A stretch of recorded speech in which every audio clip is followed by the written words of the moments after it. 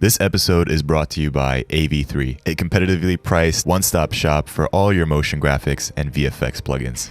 Hey, what's up guys? Kris Truini here for Kris Art. Welcome to episode 4 of our editing workshop. Really excited for this one because we've covered a lot in terms of visuals, but this time we're looking at audio right inside of Premiere Pro, everything that you need to know in terms of making your sound fit in a certain environment and just sound right in terms of mixing and adding effects and making it all sound great, big, and professional.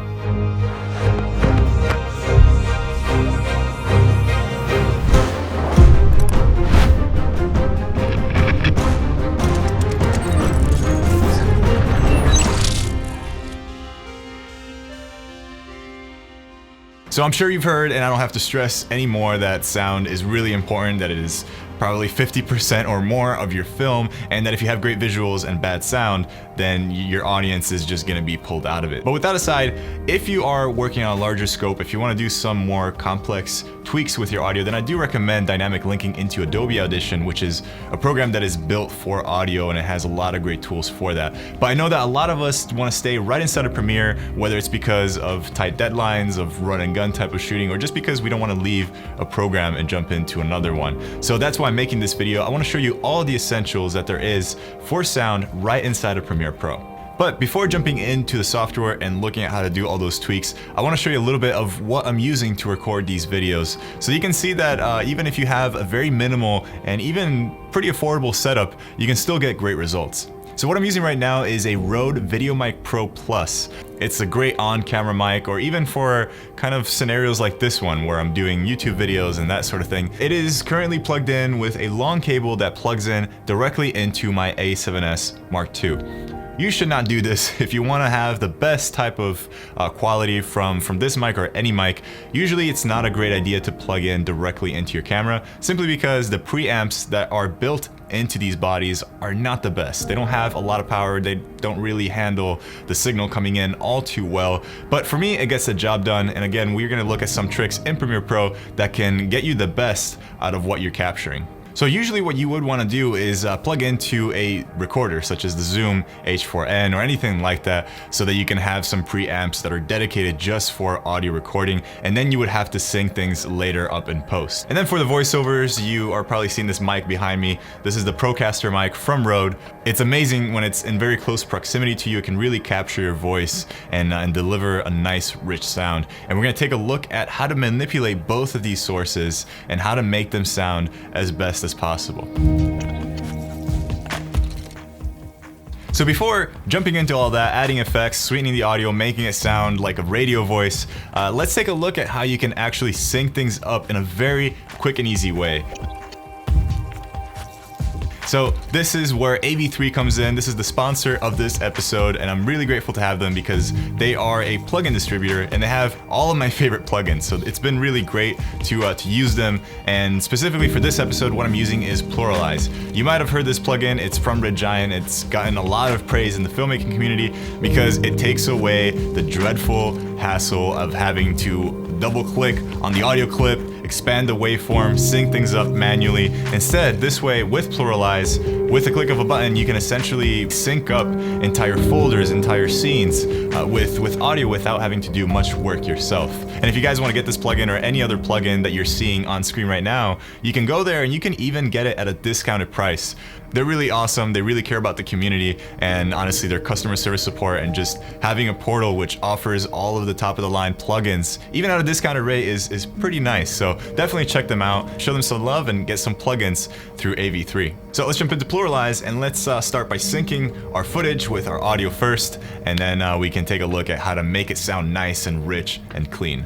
So this is going to be mind-blowingly fast. In here I have a sequence with the camera footage with its own scratch audio, and then I have a few recordings from lavs that we had that were recording into a phone and into a Zoom recorder. The magic of all of this is that once you have all these elements in a sequence, you have a way of telling Premiere, hey, put all this stuff together where it's supposed to go. And that's essentially what PluralEyes does. The only thing I don't like about it is the name, that it is so hard to say, PluralEyes. It is kind of cool though. So all you have to do with that sequence open is just go under Window, and under Extensions you will find PluralEyes 4 or whichever version you're using, and that will open up a pop-up dialog box that you can dock wherever you want. And then in there, all you have to do is hit on sync. Now that's pretty much all that there is to it. Now if you want a few extra options, you can click on this gear icon. This is going to be your settings, and you can select color unsynchronized clips so that you know which ones weren't part of your footage or they just didn't sync right. And then you can also click on options inside of Premiere where you can move all the unsynchronized clips to the end of your sequence. And then finally, you can select the option of creating a sequence with audio replaced. And this is usually the type of sequence that I'll work off of because it'll kind of replace all of the scratch audio. It'll line things up perfectly so that your timeline isn't going to be cluttered with any unnecessary clips that you're not going to be using. So there we go. That was mind-blowingly simple and fast. If I think of all the times that I've had to sync up footage with audio clips myself, I'm just thinking, why didn't I get this sooner and just start doing it this way instead of hating my life while doing all those manual syncing. So that's why I'm telling you about PluralEyes. It's great if you're doing a lot of work where you're syncing audio all the time and it's a hassle. Get it, don't stress yourself for no reason. So now that we have that taken care of, let's take a look at how to sweeten first this audio source, so me speaking into the VideoMic Pro, and see how we can get some nice rich vocals for voiceover. So the first thing in terms of voice and dialogue that we're going to look at is probably one of the things that I've struggled with for a very long time, and that I see all the time on YouTube, all the time on indie short films and all that, and it's something that bothers me, that bothers a lot of people, and that is inconsistent audio levels. So to show you what I'm talking about, for example, let me take away any post-processing that I've done on this audio track where I'm speaking right now, and you can see how sometimes I get really excited about things and I'm even raising my voice and my pitch and blah blah, and I'm up here, and then I get into some of the details and I lower my voice, and that can become a little bit inconsistent in terms of audio levels, because not everyone is going to be speaking at a perfect waveform form, and they're going to have different variations in the way they speak and the way they talk, and that's normal. But what is not normal is hearing that, and it bothers a lot of people because it's very inconsistent, it's very jarring. And this is still with a setup that is very consistent. I'm not moving, the mic's not moving. Imagine if it gets even worse and you have moving subjects or people whispering or people yelling or whatever, and your levels are all over the place. It's awful. So here's how to fix that. Alright, welcome to Premiere Pro. This looks a little different than usual. I just went under Window, Workspaces, and I selected Audio for the first time ever, actually. And because usually I just have it customized to however way I work. But, you know, this way we can have something that you can also replicate in terms of UI. We also see this new panel that has been added with some of the later updated versions of Premiere. This is a really cool, powerful tool that I'll probably cover in a live stream, since it really breaks down some of the things that we're going to talk about in a very basic and beginner-friendly way. So this is very interesting. We're not going to be talking about this in this video just because we want to do things sort of the pro way and really get into the nitty-gritty of all of the effects and have full control over that. And once you learn all of that, I think that's an important stepping stone, which then for quicker turnaround projects and that sort of thing, this can come in really handy.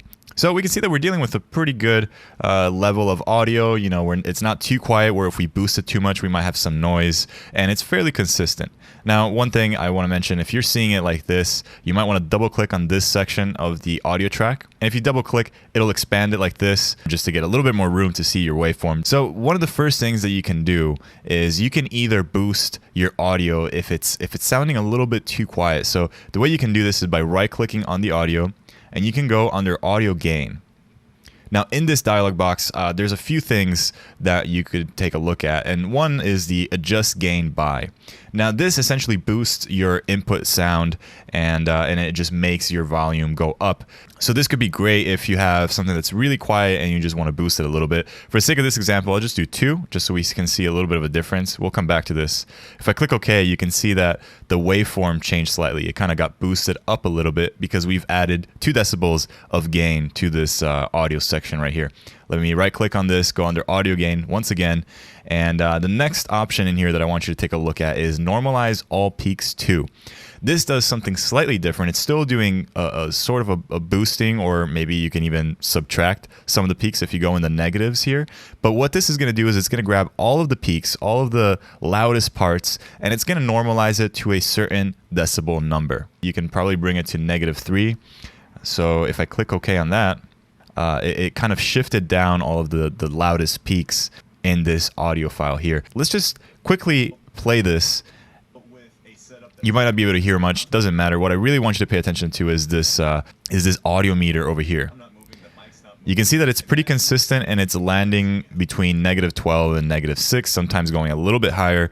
This is pretty good. With the changes that we've done, it's already something that people can actually listen to on different devices, and they don't have to really kind of squint their ears and try to pay attention to what you're saying. So this is already pretty good. We know that at least people are going to hear what we're going to say in a very clear way in terms of volume. But the only issue is that it's a little bit all over the place, and we're going to try a way to kind of squeeze that together so that it's a little bit more consistent. And one other thing that I want to mention is a lot of times for broadcast, you want to land at about -12, so you have a little bit of extra room to play with. But for most online content, most stuff that's going to be seen on phones, you want to push a little bit further than -6.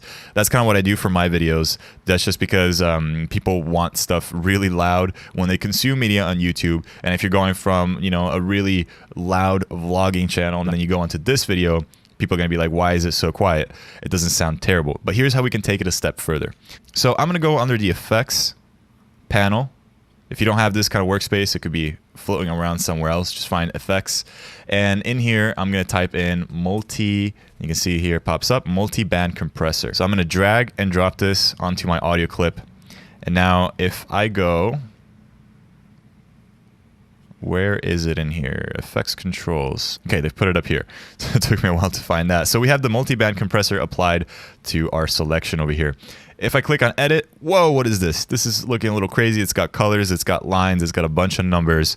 But don't worry, it's really simple once you get your head around it, and it can be a really powerful tool that can enhance the way that you sound. And this is just one of the first steps that we're going to do in sweetening that vocal and getting that nice radio quality sound. So right now we are immediately brought to this preset, which is broadcast, which is ideally what you want to use if you're using vocals, just because it just splits it up in a really nice way. So what we're looking at here, and if I play this, you can see the waveform kind of animating as we progress here. So now that we have a clear way of displaying this, you can see how this is just sectioning things off into different chunks, different bands, hence multi-band compressor. And what we can do is now have full control over our very low lows, over our kind of low to mids, and to our higher range of mids, and then to our highs. And the reason why this is great is because you can normalize it in a way that sounds very good, and it sounds just clean and very uniform. But then also if you have some preferences and you want to boost a little bit of your highs, or if you want to really enhance your lows, you have full control over this. And it's very nice to have that split off in this sort of way individually. So right now we're seeing that we're kind of landing on different ranges here in all these individual sections. See, we're landing here about -36. Here we're around, you know, between -12 and -24. Here we're at about this level over here. So one thing that you can do is you can kind of bring these sliders down to the average point of where you're kind of peaking and where things are landing in each band. So this is our starting point as far as threshold. And this is pretty much telling this is what you're dealing with. This is what you're handling. And you can see that we're landing at about kind of a similar space here at around -30. So if you just want to put that in, that could work also. But again, just, you know, don't just plug things in. Make sure that you're actually looking at how your audio is reacting. And because of course every case might be different. -30 could be your magic number or around that. But if not, you know, just take a look at where things are landing and adjust accordingly. So let's move on to the gain. With the gain control, you can now boost things up in each band, or you can reduce things. So I think what I'm going to do in the lows, I'm going to boost them by about 2. I don't want to do too much because I tend to have naturally a deep voice, and if you boost too much of the lows in some devices that have smaller speakers, such as a smartphone, it might start to create some crackling, especially if you have kind of bassier type of music underneath all of that. So that's something to keep in mind. I'm going to lower that just a tad more. I'm going to increase that gain by about maybe 2. And now just to add a little bit of crispiness, I'm going to boost this up, maybe about 4. And then I'm going to boost the highs since we don't have a lot of information here. Yeah, we're not getting much of the purple here. And I don't know if you've noticed already, but they're color coded. So all of the waveforms that you're seeing in this screen over here match up with the bands and how they're divided down here. So you can see the orange and the green and this sort of teal color. So we're not getting much of the violet up here. So what I'm going to do is I'm going to boost this by quite a bit, maybe 6. Let's try with 6. I'm getting a little bit more. It's not too much. I don't want to sound like a typical LA girl.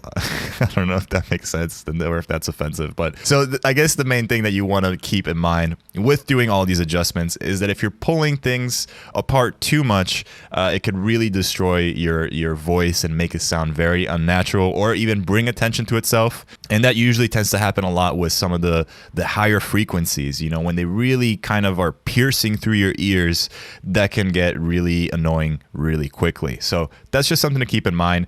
I'm pretty happy with where we're at with this. Now, there's a few other things down here that I'm not going to really get into too much. The ratio 2:1 is usually what you want to be at, and that's just the ratio at which the compressor is compressing your sound. 2:1 is what works for most of my situations and most dialogue situations.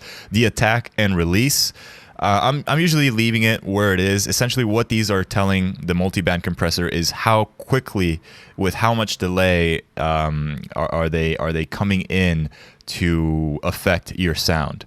Because you got to keep in mind that whatever thing we're changing in here, it's being applied to our sound. And with an attack of 0, for example, or a very quick release, it might feel more like the compressor is snapping into action whenever it needs to. Now, one more thing that we can talk about in here, well, a couple more things. One is the output gain. This is pretty self-explanatory. If things are still a little bit too quiet and you've got them to a point where they sound natural to you, you can boost it a little bit more with the output gain over here. And then down here we have the limiter. Now this is pretty important if your audio is starting to clip. Again, we talked about how we want to stay at around -6, maybe -3. And if you're going a little bit above that and you reach 0, that's what you don't want because you're losing information, you're clipping. And aside from just losing information, again, it could sound like it's crackling or it sounds like distortion. We've all heard how that sounds, you know, if people are screaming right into a mic and it gets too overwhelming for the mic or the limiter, it starts to distort. We don't want that. It sounds awful. Right now, this margin doesn't quite work. We want to make sure that we at least stay at, let's say, -3. So with that, now we know that no matter what, we're not going to pass over -3. And here's the thing. This number might change depending on what else you have underneath it. Obviously, if you're letting things sit at around -3 and then you have a bunch of other sound design elements coming in, music kind of coming in, you have to keep in mind that all of those decibels, all of that stuff is going to be added on top of this, which will then cause you to peak.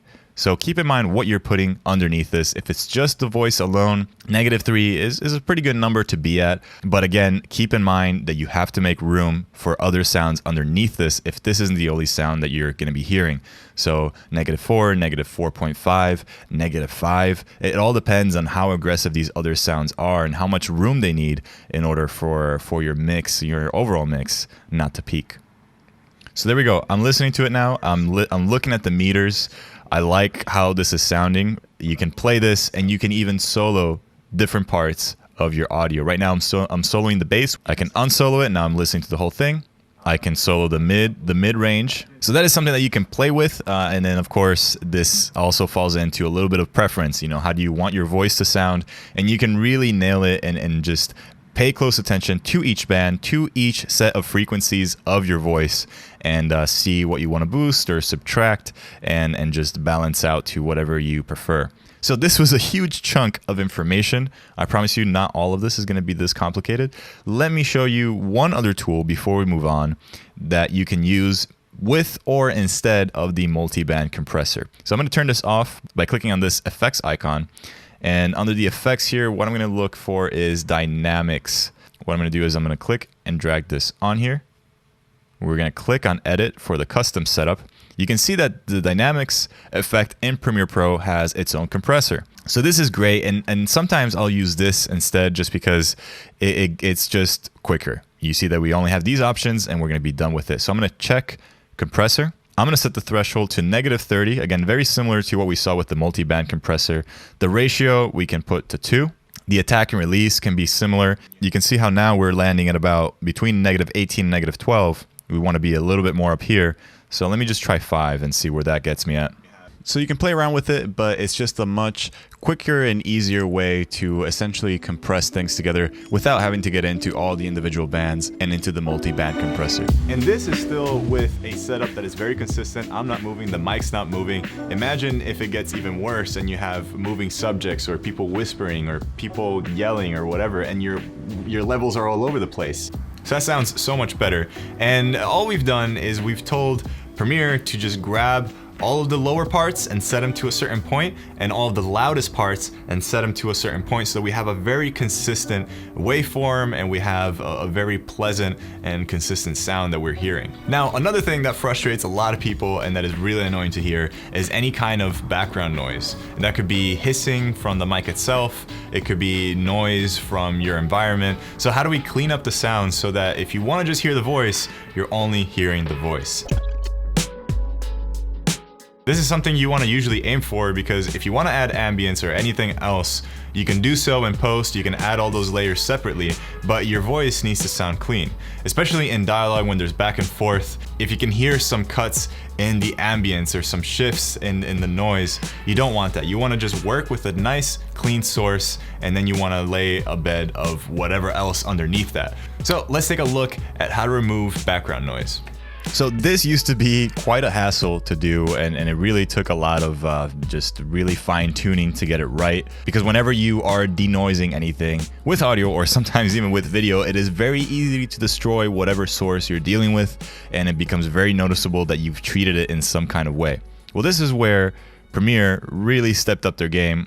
Let me just type in reduce, and you can see now we have adaptive noise reduction. Now, I'm doing this a little bit backwards just because I really wanted to show you the multi-band compressor and the dynamics. Usually you want to just start off with cleaning up your source and then working on from there. But what we can do is I can just drag this and place it before all of this stuff.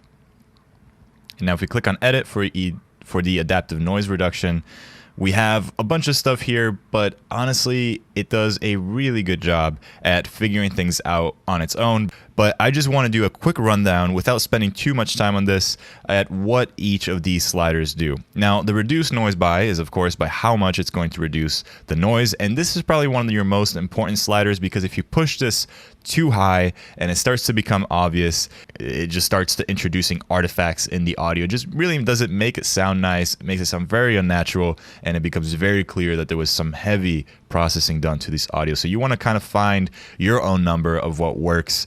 And then of course you can fine tune the noise floor. This is really helpful. This is essentially where we're telling Premiere what we think the noise floor is for this audio clip. So we're saying it anything below, let's say -3 or -2, you can just bring that down to 0. And that will kind of clear some of the gaps, at least if you have dialogue and someone's talking in the waveform. Whenever they stop talking, all of that gets brought down to 0, just to avoid any of that hissing. Now, the signal threshold, that is pretty much the limit in your waveform that you're telling Premiere. If it's anything beyond this point in decibels, don't even worry about it. It'll probably be loud enough to where it won't have any noise or any hissing. So there we go. Usually it works pretty well, but again, I really try to spend some time with these sliders specifically in order to make sure that I'm getting a clean sound without affecting it too much, without digitalizing it or distorting it in any way. So since we're talking about effects and I'm showing you the ones that I use the most, another effect that I use all the time and that is really important to understand is the parametric equalizer. So this is the way that you EQ things in Premiere. And the reason why this is important is because EQing things can have a lot of different purposes. You can even use it to remove some unwanted sounds in your dialogue. If there's a lower hum and a specific set of lower frequencies, you can just take those frequencies out. Now, this takes a little bit of practice. You need to have a certain ear for it. You need to really play with it until you get it right without, taking away too much frequency that could ruin your dialogue. But this could be a great way of taking some unwanted sounds out. We're about to take a look at how to use it to make your voice sound even better. or it can be used to fit certain sounds together. When we're gonna jump into sound design, there's gonna be a lot of times where you're gonna have some elements that sort of clash with each other. So EQing, when you're thinking about mixing certain sounds together, can be a great way of opening up some pockets of sound and frequencies, some spaces for certain sounds to breathe and for other sounds to come in stronger. So it can be a really powerful tool, especially when you're sound designing, you're really putting things in together. So EQ, let me go here in the effects, type in EQ, and we can grab the parametric equalizer and drop it in here. Now this is sort of a final or close to final step. I'll usually add a few other effects in here, but the parametric equalizer is a great way of kind of taking the ideas that we've kind of talked about in the multi-band compressor and really bringing life to certain frequencies that you want to highlight. So if I go under edit here, we see that we have kind of a similar thing going on as the multi-band compressor. We have different sections of frequencies that we can manipulate, and we have this line, which is kind of our neutral starting point. And from here, we have all these points that we can manipulate, bring up or down. You can see if I'm playing here, we see a visual animated representation or a waveform. Under the preset here, as a starting point, I'm gonna click on Vocal Enhancer. You can see what this is doing. It's kind of clipping off or kind of slowing down here in the low ends, and it's making sure that if you have any really bassy stuff, it's kind of smoothing that out a little bit here. Then we have this range of frequencies, which is lowered a little bit, and here we're starting to go up, and now you can see that this is boosted way up so that we can really hear some of the higher frequencies. So let me play that. So as I'm going through this and I'm listening, there's just that problem that I mentioned earlier where the highs are now a little bit too high, they're a little bit too punchy. So usually what I'll do is I'll bring this down, and then maybe we can, you know, shift this sideways so we can kind of make this curve up a little bit less extreme. And if you want to have a deep bassy kind of voice, you can boost this a little bit, you can play with that a little bit. I just tend to leave it sort of around here, again for the same issue as before. I don't want things to get too crowded in the lower frequencies since my voice is already naturally pretty low, and this feels pretty good. I might still bring the overall highs just down just a touch, and over here you can see that we have another master gain to boost things overall. But I like this. This to me feels right. You can play with these dots, and you can again just really pay close attention, listen in closely to how things are sounding. But that is pretty much some of the first steps that you can take in really improving the way that your voice sounds. And again, you can do so much more to it. You can add a ton of more effects to this, but this is just a few steps that I regularly do on all of my voiceover work, all of my audio and dialogue really, and hopefully this can help you in improving your own vocal recordings. All right, that was a lot to unpack. Hopefully it wasn't too much thrown at once in one video, and hopefully you can take some of these techniques and apply them in your next project and make it sound epic and professional. So there's so much more to talk about sound. This is just the beginning. We've only touched upon a few technical aspects to get you started. In the next episode, we're diving into sound design and some ideas and some even theory behind how you can really effectively layer in all these sounds to create something that's really impactful and strong. I would like to thank again AV3. If you're thinking about getting PluralEyes or any other plugin, do it through them. It's a great service. They have great customer service. They haven't failed me once, and it's just a pleasure working with them, dealing with them, and they have all of my favorite plugins on there. So go ahead and take a look, and I do recommend getting PluralEyes if you are ever syncing audio, because I have a personal thing with syncing audio. It's awful, it's terrible. I don't know why we're still doing it in 2018. Don't do it, get PluralEyes. With that being said, join me in the live streams. They're happening every Friday at 7 p.m. Pacific Standard Time. And follow me on Instagram for a behind the scenes look at all of these setups, at my daily life, and some of the things that I shoot that don't make it on this channel. Thank you so much for watching. I hope you've enjoyed this video. Share it with someone that you think could use some audio tips, and I will see you in the next episode of our editing workshop.